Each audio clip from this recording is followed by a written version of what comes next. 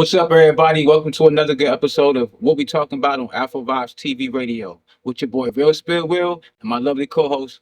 What's good, y'all? It's your girl Jersey. And we back again, y'all. What's going on, Jersey? Man, another long week. That's all Another I'm long saying. week. Another week, a wink. Okay. Another long week of work, vibes.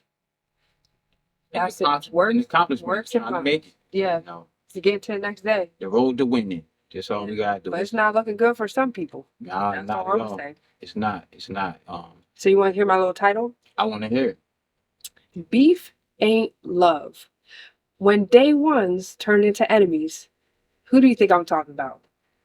From what's going on lately, you got to be talking about, if I'm not mistaken, you got to be talking about Yellow Beezy and the Moultrie situation. What's going on with that?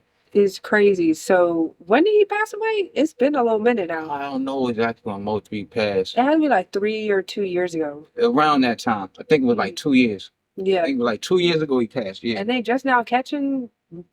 Yeah. That's crazy. That's a situation that's kind of crazy because they knew each other since they were young. Yeah, they were boys. So, They came up from the same city yep. and Yes. were cool at one point. Really cool. Like I saw pictures of them when they was really, really young, and they was cool. I think I seen a woman in the picture like they could be their aunt and their mom. And so it was a family oriented picture. So it wasn't just a homeboys on the block picture. Like they was in each other's homes.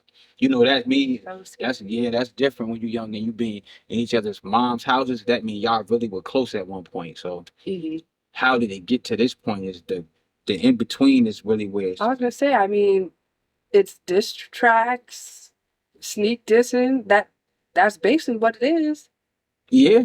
Everybody. That's how the beef started. But to actually get him killed, it was that serious. Right, yeah, like you know, I know they've been going back and forth. They've been having the issues. Actually, now I remember it was actually 2020 that he passed away. Okay, so So it's been five. Damn. It took 5 years. It took 5. Yellow BC thought he was cool for 5 years. Yeah, you always think you're slick until they come and get you. Mm-mm. Yep, it's always that time. And your ego. See, you got money, everything going your way. You used to having everything go the way you wanted to go. I ain't never been a multimillionaire, but from observing them, some of them seem like they feel unstoppable and invincible, like nothing can never come for them Mm-hmm. because they got the money and the decisions are made off of that. Yeah. So he probably thought he was Right. in the clear. You know, I gotta say it's allegedly because he got to go to court. All right. Everything. Yeah. It's gotta alleged that allegedly. he was linked to the murder. Yeah. When they say you're innocent until proved guilty, so Yeah. I gotta put that out there. We gonna clear it out, but you know, we're gonna put it out there. But at the end of the day, the shooter is the person that is pointing the finger at him. Responsible. Yeah, the person that actually unalived Moultrie is saying. And that video is crazy. Like, Yeah. and I see a lot of people talking about why did he get out the car? Well, from what I was reading, it's like his gun had fell on the. You know when I've had it happen, man. My phone fall from the other side of the car down on the other side, so you have no choice but to either go in the parking lot to get out of your car to go to the other side to Right. get it out from under. Then I heard somebody say that. Well, they did. He was looking for his gun. Then somebody also said he stopped because the tire was shot because they were shooting at him on the interstate.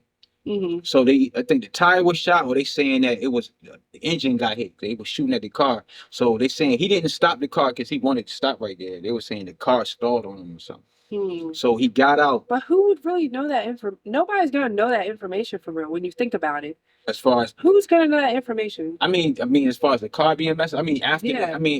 I guess after the shootout, if they put the car in impound, they can probably see if it was shot up or not. But those things that I got to go back and kind of even document. Research and make sure. It's a document. You writing notes. I'm tripping. I got to go back and research and see if that's actually. I want to go find out what happened to the car. But they did say that he didn't stop and get out the car because he wanted to. Something happened to the car, and he went to the other side. Allegedly, he had a gun stash, and when he went in and looked for it, it wasn't there. So he got out to get on the other side. Somebody said, like they said, why would you get out the car? My thing is this: if I'm in the car, right, and I'm in the driver's side, and I see these dudes over here that shot at me, and they right there, and they like, I'm reaching. I'm gonna get out my car too and go to the other side because I don't want to be on the same side that he had shooting. I'm still trying to get to my gun, so I'm gonna go around. I'm gonna do what he did. I'm gonna go around. I'm gonna try to figure out my gun at low key. But as soon as he reached for the gun, right? Like when I see him going and trying to reach. But you see how long it took him to get around the car from the back versus the front. You're closer to the front and closer to the other side. But then if you go to the front, the gunman right there, like he got it. He didn't start shooting until literally he was at the car. I'm just thinking about the second. I see what you're saying. You know, I know like the moment, yeah.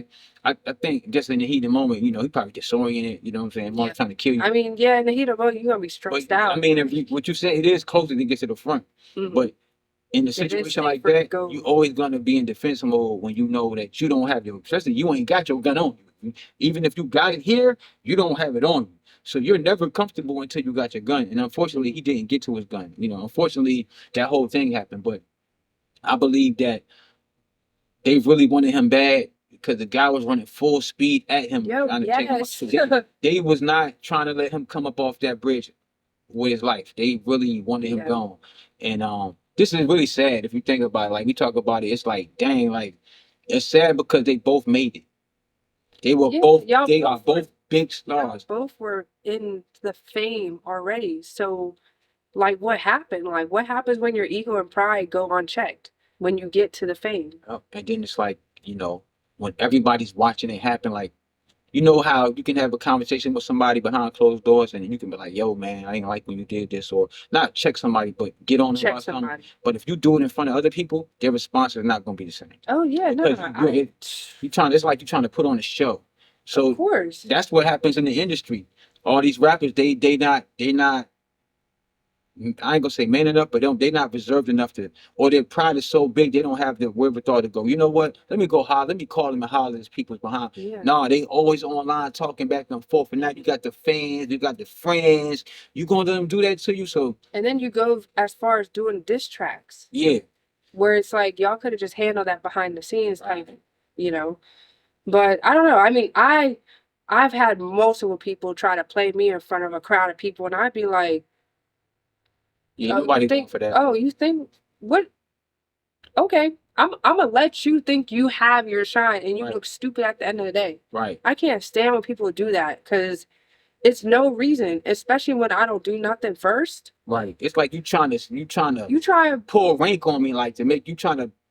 You try and pull me down and make yourself look higher, and you look stupid in front of other people trying to put me down. That looks, I'm sorry. And now I don't know how y'all feel, but I can't stand when people try to do that. For that. I ain't even that. I know how I used to be. I'm growing. I'm trying to grow. Right. I'm old. I got kids. I'm trying to mature. But I know in the state that I was in, you're getting embarrassed. It's gonna flip on you so fast. You're going to forget what you even said to me in the beginning. I'm not going to say I reacted like that. Now I probably react like you won't just let it go. But I know that you will get embarrassed trying to embarrass me. Yeah.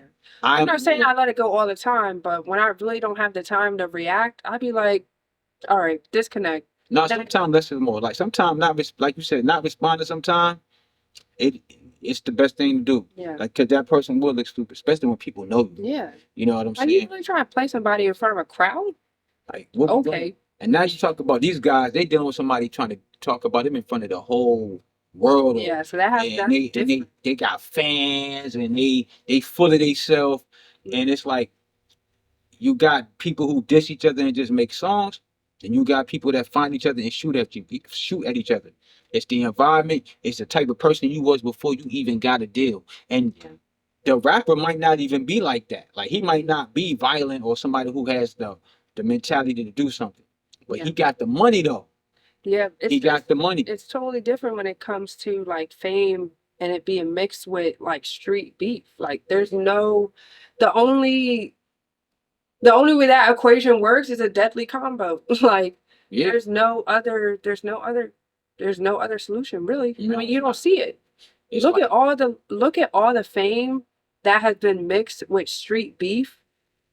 Somebody ends up hurt. Somebody ends up dead. We talk about the biggest one, the Tupac and Biggie. I'm not gonna get into it, but that's the grandfather of all this. Like as far as on a big scale, where the media was involved, these two big rappers, and it's like It's not even the rappers now. It's the friends around them. Yeah. It's the people around them that really gonna want to. Yeah. Because you got to think, a lot of these guys got people around them. Their sole purpose, the only thing they can do is do something, harm somebody for you, protect you. Or so their time to shine is now. Like, so the people around you, that's the street dudes that don't get to do nothing but just walk, secure you and stuff. Mhm. They waiting for these moments. They might not tell you, but to them it's lit. It's their time to be who they are. So they want you in the mix. They want you to get into it. So they got to be an opportunity to do something to somebody. Because But don't you see how sad that is? That's so sad. it's the nature of the. It's the nature of unresolved issues that It's- creates a yes. ticking time bomb. yes. Like that's all it is. And these guys ain't stupid. It's like I can see if these rappers were dumb. These rappers are not stupid. They are not. You listen to them, they have sense. But you know what they do have that supersedes their intelligence? They have pride that supersedes that. Yeah. So Loyalty, jealousy, pride, like it all, and all of that, just in a nutshell. it's a gumbo of destruction. Gumbo. I can use some gumbo. But yeah, nah, for real. Yeah, it's a gumbo of destruction for real. And it's just devastating because one, like, in our society, one go to jail, one die, and both families is crying. But how many more men need to die to prove that they're not weak? Like, You know what it is? This is what it is. It's being taught. So, okay, yeah, we might have a generation, and it's like, man, I grew up from that. I'm not doing that no more. That shit is old. I'm not doing that. I grew up and I matured and I learned that's not the way. But then you didn't argue before you changed. You taught a whole neighborhood of kids to be on what you was on. So yeah, you changed, but the message you gave them before you changed was the same destructive mentality. Mhm. And now you changed, and now you want to go back and tell them to change, but they're in the process you was in. Mhm. Now, unfortunately, they either got to go to jail, they got to get shot. Hopefully, they don't die before they have a chance to change. But now, all these things have to happen to them for them to change because Mhm. they don't want to hear nothing. Yeah. They don't want to hear nothing you saying. Of So course. it's the fact that unfortunately the guys that do change, they change too late for the youth.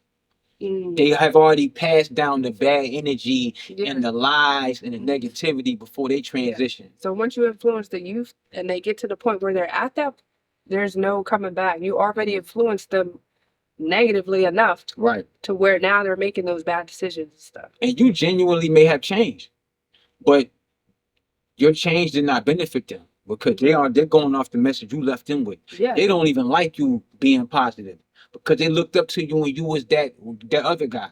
So now they don't even want to hear you. They don't really respect you. Now, because They now don't. they're gonna think you're weak. Yeah, because the definition of strength is destruction Mhm.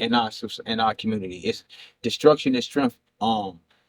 Being tough or being crashing out, whatever the word they use, crashing out. Crashing out. Now crashing out is what definition in my generation we call it. You just don't care. You just don't care. It's whatever. You don't care. And Yeah, now we crashing out now. you got to think but the music we listening to, there used to be a balance in music where you heard different kinds of music. Even in rap I is was just to different. say, yeah, now all the rap that's out, it's about violence. Everybody got to switch. Everybody got a Uzi. Everybody got a chain, everybody got a switch, Everybody got a everybody chain. got this, that, and the third. And everybody's the baddest guy on the planet. We ain't not in a good space. Like when I'm really thinking about this, even with hip hop and music, I said this earlier too, and it's crazy that I'm saying it now. I didn't even wasn't Deja? saying on the show. You was Yeah. here before. Yeah, I really was. But the crazy part is now you have a group of people who want to change, but the culture wants to stay in the streets. And when I say that, we got street rappers or guys in the industry that you'll hear them talk positive about transitioning and yo, we got to elevate, we got to get away from this. But you know what they don't want to let go? They don't want to let go of being tough. They still want to remind you, like at the same breath, we talking all this positive stuff. That's like me still going, but I was really like that. Like after I say all this positive stuff, I'm gonna say I was like that. I'm But sorry. that's the thing. That's the thing is, I was really like that. Why do people have to keep emphasizing on what they were Word. to make it make sense for the now? And Like, what does it matter? Because what does it matter? you're killing you're killing your point of positivity when you go back and you throw that in there, leave that out of there. We trying to clean it up. We trying to, like they always say, you can't make something bad good. You got to get rid of it and create something new. So as long as you keep trying to remind everybody like that you used to be the baddest man and this and that, then you still killing the whole narrative that we're trying to change. Yeah. It's just ridiculous. I don't like this struggle. Like we tie ourselves to struggle so much that we think that it's a badge of honor to be from the hood. We think that no, you in the hood because your parents are broke, nigga. So that's all we can move. That we had to move where that's all we can afford. You didn't go there because it wasn't like, oh, we selected the most thorough dudes and we putting them in the hood and this. No, It just happened. you was there by chance. You didn't even want to be there. And your struggle, your strife you went through, it made you tough for your neighborhood. That's tough for your environment. Everybody wants to be tough. Everybody wants to say they came from the hood or they came from the mud or they came from. They're like, oh y'all, some of y'all lying.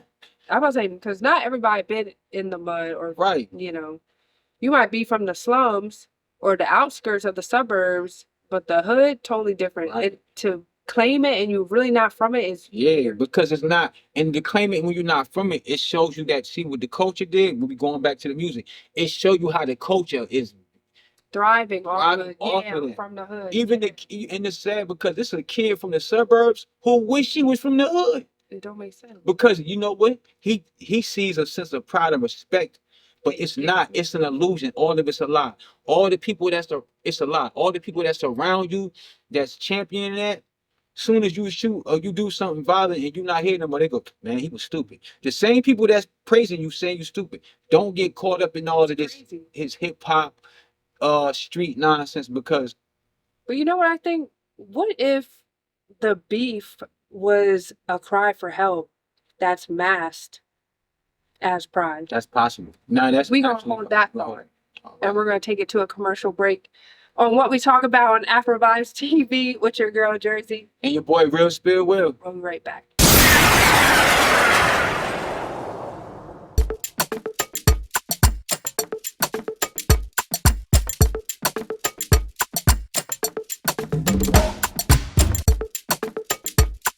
Welcome back to What We Talking About on Afrovibes TV radio, y'all, with your boy Real Spill Will, my lovely co-host again. Girl Jerzey. And we back at it, yo. So where we at? Before we took the break, basically we was talking about Yellow Beezy and Mo3 having this street beef, but they're both still in the spotlight of fame. Right. And how just street beef and fame it never mixes. It's oil and water. Mixes. Definitely oil and water. So when it comes to pain, PTSD, pride, it feels like, or it seems like healing in the hood is almost impossible for people. It is impossible because there's almost no room to almost because it's always a no room. Yeah, because if you're trying to heal in the hood, you're obviously still in survival mode, and that rewires the brain. Because how can you heal and you're currently in survival mode? Exactly, and you are constantly being told that you have to be this one way. Or you won't be accepted out here. So now, like you said, you're hiding and healing. But even though you're trying to hide and heal, if you get that call that you gotta go outside and go do whatever, you're still gonna do it at the time.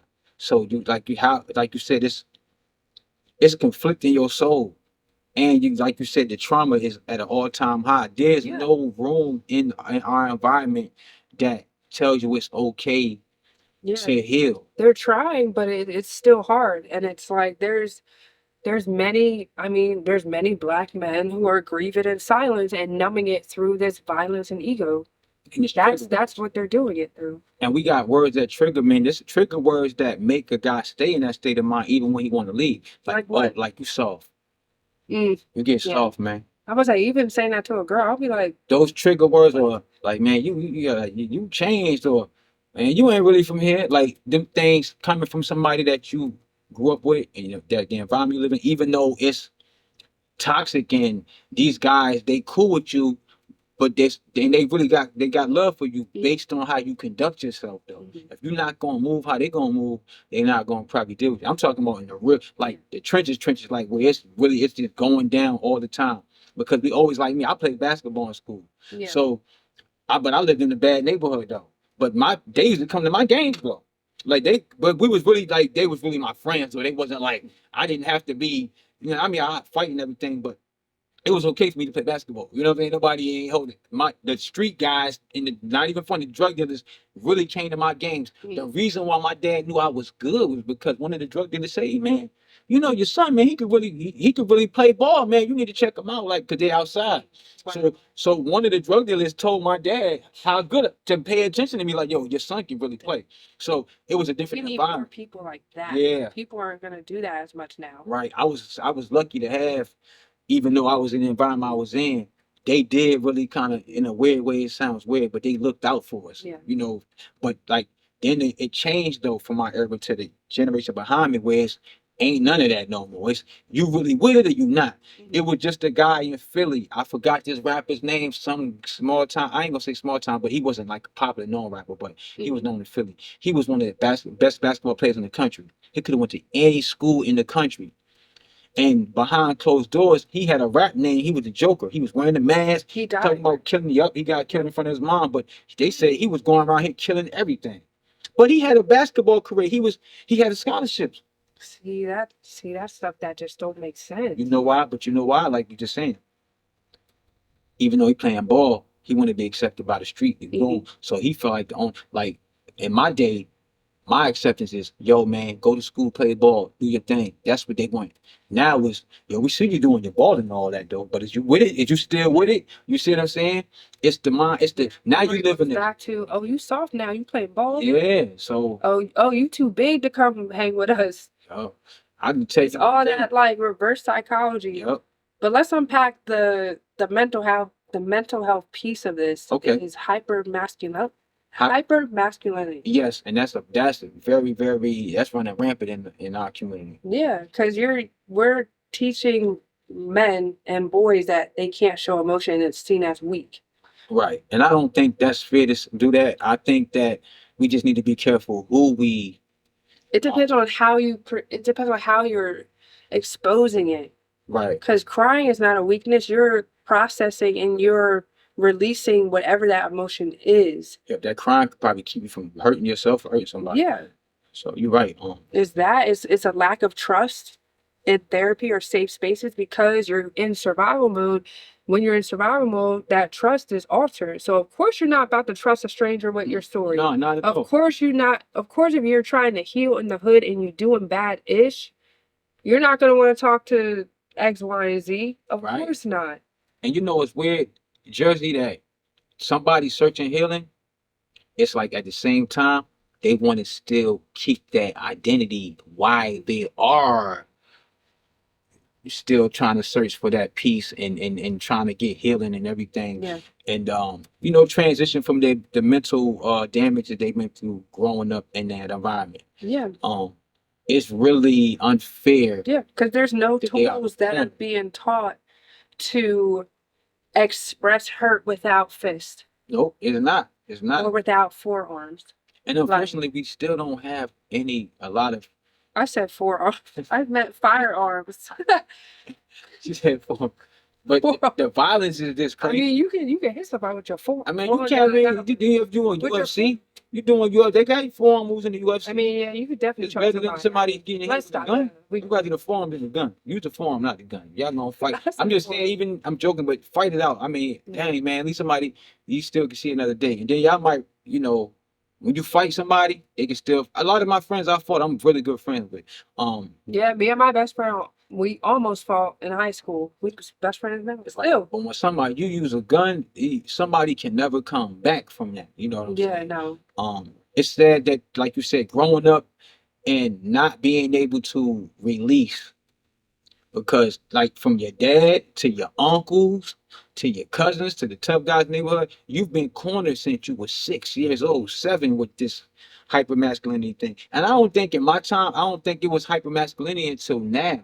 Mm-hmm. Because they put a name on it. We had, and then there was this, we was always like, what hypermasculinity do they, is it, do y'all supposed to open the door for a woman? Or are you just too tough to open the door for anybody? Like, you know what I'm saying? I don't know. But I know in my day, we was told to open the door for women, be respectful. Like, I'm part of being thorough, like being like... Being thorough. Yeah, the pedigree that I was raised to be, It was always to be make what made you a man was being a protector. Mhm. That's what I was taught to protect. My dad and mom broke divorced and everything. We stayed with my mom. He like, y'all better make sure y'all take care of y'all mama. Even though my mama didn't even like him. She didn't know that he was like, y'all better make sure she's straight. It was always protect your mom, protect the home, man the land, just like the old school, just like the old days. It wasn't about enforcing anything on nobody. It was about protection and being reserved and being productive and being a creator. Create love for the household, create a good environment for your family to be in. It was about that. And now it's just about being a savage. And it's about showing how destructive you can be. And just how out of control you can be. Oh, yo, watch him. He crazy. Like, you get ranked high because you crazy. Like, what's this? How did we get here? So how can we fix it? The solutions. The solution is Because therapy doesn't have to look like sitting on a couch and talking to somebody who has a notebook. nope, it doesn't. But you know what you can do though, right? You can go to barbershops. You can go to barbershop, wherever environment people comfortable in. You know, like I gotta you just got me sparking me up. I gotta talk to these kids. I got to when I get time. I got time. There's always time. I want to talk to the kids. You gotta create those safe circles. And what me saying Mentorship. There you go. Mentorship, exactly. And what I say is when you just ask, what can we do about it? And I'm a realist, so I'm gonna just keep it all the way live and real with y'all. Unfortunately, y'all, for the ones that's like grown, like 21, 22, unfortunately, we still have a job to reach out to them. It's still our job to keep on working with them. We do. But I would advise you to go ahead and make sure that these next generation, we have to get to them because we got to cut the cord. We got to cut the cord between the current generation and what now the younger ones are watching it again. We got to cut a cord. We got to be a divide. We got to cut a cord and be there and just get our hands on them. Yeah, because we got to encourage them to speak before shoot. Right, that's it. Because you can't like speak before shoot for real. It's almost like watching the new crops of vegetables grow. Like you just had some bad crops, but you thought, okay, we got to get rid of them. We can't not saying get rid of the people, but get rid of the idea that they are perspective. Yeah, and the perspective that they are putting out to the children under them. We have to get right to the next generation. Unfortunately, Jersey, we just the truth. Like we got to be real about some things. Some people are already on the path they on, and we don't stop doing what we do because of that. Because they need to keep hearing it anyway. They need to keep hearing it. And there's some people who are going to change. And unfortunately, a lot of it's changed when we go to jail, when we get shot. We got to go through something. Like I was about to say, you got to go through something bad to realize, wow, I'm not invincible. But you don't have to, though. That's the thing about it. You don't got to go through nothing to change. You decide. That's the thing about young people is they think that they're invincible for real. And we are. And that nothing can happen to them. That's until true. that something happens. And now it's like, all right, now this is the real world. Yep. It's not fairy tale. It's not GTA. It's not Call of Duty. Like, this is the real world. And the thing about it is they've been told before. Like, a lot of things I was told when I was young, I'm like, oh man, I see all this stuff my dad, my uncle told me. I can see it now. And it's really almost not, it's not cool to be like that. It's like, you want to get it early as possible. Because that's gonna limit the chances of you going through all these avenues of destruction and all this nonsense that's really not even necessary for us to go through. Because if you can't be a kid, then damn man, it's like it's not fair to grow up as a kid, be 3 and 4 years old, and everybody around you selling drugs, guns, drug needles on the floor. Like this kid ain't never had a chance. That's what we got to get to now. And we have to make people realize that healing is hard. Yeah. But it's not impossible. It's not impossible. It's a process that you have to embrace. Because people are worried about the end result instead of the journey. And the journey, that's what's more valuable. Right. The and healing people don't is the realize journey. that. You know, that's the part that sucks. It's not fun to heal or fun to talk about stuff that hurts you. But if you don't do it, it's just going to manifest on the shelf. Right. And then it's going to turn into that anger, or it's going to turn into using your fist, using your guns and stuff like that, or your forearm or or whatever. But we have to realize that, you know, in order to kind of create these solutions, we got to start somewhere, creating programs, more programs, or emphasizing the programs that are already out here in these communities about, you know, normal conflict resolution and not violence. And we have to champion the young ones and the youth that are living amongst all of these people we talking about, these wild kids and these violent children that's running around here doing all this crazy stuff. It's a group of kids out here that are speaking like we speaking, and they are young. We need to go and find and protect the young ones that are actually speaking against it and are trying to teach their peers as well. Yeah. And that's the thing about it. We have to bridge the gap between us and the youth. And Oh yeah. not just target the ones that's bad, but let's talk to the good ones that's good and teach them and help them how to help their peers. Yep. Because they're gonna listen to somebody their age versus us. Yeah, definitely. At So, the end of the day. but it's a campaign that's never gonna end. This is an Mhm. ongoing mission that's gonna get passed down. When I'm gone, this is a never-ending job because you know why? Because negativity is never gonna go. It's always gonna try to fester. So Yeah. it's a mission to always keep talking and nurturing these kids and really setting the reality in check and letting them know what's really reality and what's not, and that what they are being taught is an illusion. And Yeah. it only ends two ways. It's inside that little matrix that you have to stand your ground. You have to show everybody that you're tough and that you have no emotions, you have no feelings and stuff like that. It's that little matrix that you need to get them out. Yep. Because it's taking you out of you being a person that's just a. When I say real, I'm talking about real, like you're real, whatever you really feel, not what you try to cover up for your friends, but Yeah. you have a real person inside of you that none of your friends probably see because you're trying to Put up that Yeah, mask. right. And then just like the worst thing you could do is die or go to jail for being somebody you wasn't. That gotta Yeah. suck. Like For being somebody you was at trying least if to you're gonna go out for with it being because for, it's you. for being somebody you was trying to prove to somebody else that you are when you're really not. Like, and then the person that you're trying to prove it to, they not even like that. Or either. they don't even give. Nope. They don't Nobody care. cares. Once you're gone though, they don't care. Hmm. That's the thing you need to realize, that you only gonna live once, and when you're gone, they're gonna have another dude on the block. They're gonna be talking about what happened to you, and they're gonna be giving the same game to this new guy that's gonna come and do the same thing you did. It's an ongoing cycle of destruction. Get up out of that loop and make sure that you survive and you live and you flourish in this world. So you can impact the next woman or impact the next man. Thank you. What the point is to learn and become the teacher. Because real men heal Real men heal. and real kings protect peace. That's real. I like that. I really like Real that. kings protect peace. And I was just funny I was talking about protection, but yeah, that's the truth. Because going back to like Yellow Beezy and Mo 3, who would have known what could have happened if they really had that safe space to talk? Correct. They could have talked, yo, bygones be bygones, and that's it. And I'm pretty sure they never did have that talk. Get to have that talk. Right, definitely Because not. too many people From the in the from the middle. environments they came, of course not. No, you think the pride part had just got too far at that point. Of right? course. Of Yeah. course. They're already too far gone. Yeah, and it's But, like, dang. you know, it's unfortunate that happened. 2 lives, 1 gone. 1 is about, well, who? Alleged. Mhm. It's still alleged. But whatever happens, if it goes down the wrong path, then boom, now his life is Yep. cut for real. And then you look at, and then we talk about the positive side, is like the possibility, like these 2 black men, they are both had successful rap careers. They made it in Dallas. And now I gotta talk about what the possibilities was with them uniting. Like it could've could been have created bigger. mad more opportunities for everybody around them and for the city. It would have made the city bigger. But just I'm saying that to show you that when you do the opposite of the negative, this could have turned into a whole different kind of movement Mhm. for Dallas. And it could have really uplifted the city and probably helped with a lot of the young cats runners. It just really could have inspired and motivated that area to be in a different space. It could have, but unfortunately, hopefully it just inspires the next man to kind of heal more people.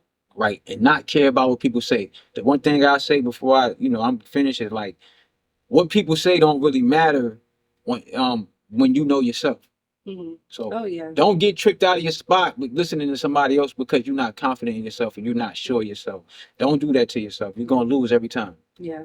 But it's all about working on yourself so you can become whoever you want to be so that no one can ever knock your crown down. Exactly. And never be ashamed to be you. Hmm. Yeah. We need to get people to realize that. Yeah. I agree. I think that we have to get out of here, Jersey. I'm sorry that we have to leave this episode. On. But Every we time gonna you try do to cut it it over out. again. Yes. I think Edit. that we need. No, just cut it out. No, because I was about to say something else and I forgot what I was about to say. I ain't gonna. It's all right. That's why I freestyled it. All right. Are you ready? Yeah. So at the end of the day, real men heal Yeah, and real kings protect peace. that's right. And on that note, We are out of here. And we will see y'all next week with another episode of What We Talking About with your boy Real Spill Will and my lovely co-host as always. your girl Jersey on Afrovibes TV and radio station. And we gone. We going.